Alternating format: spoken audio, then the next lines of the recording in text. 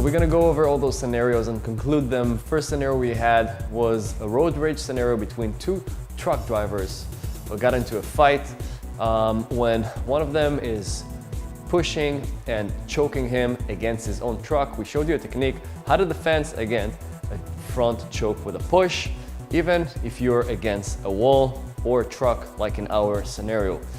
Second scenario we had was with an attacker covered by a towel that is attacking a guy with a white collar shirt, and he is throwing a punch. So we talked about this sucker punch, about this hook swinging motion that goes towards the face, and we call it the most common attack in a street fight.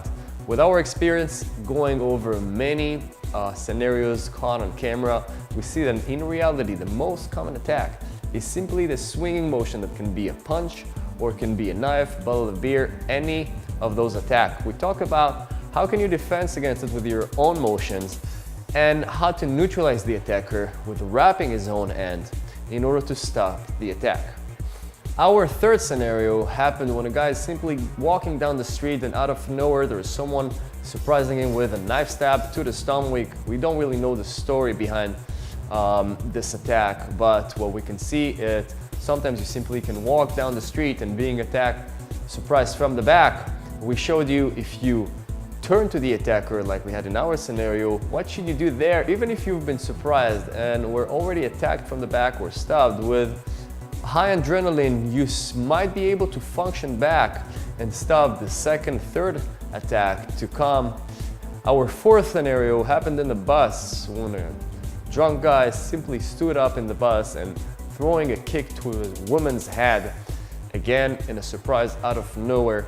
We spoke about this concept that most of the times you're able to see the attack happening, but sometimes, like in this scenario and the one before, the attack is simply getting out of nowhere and not always able to stop the first attack.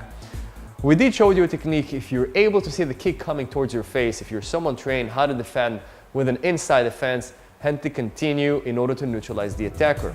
We spoke about the concept of the passenger that is simply running away, and we mentioned that if you are a group of people that are able to help someone else, this is a very important concept in self-defense in general, helping the community. If you're a big amount of people going against one attacker, especially if he's unarmed, you should do that in order to help, in our scenario, for example, the woman that was attacked.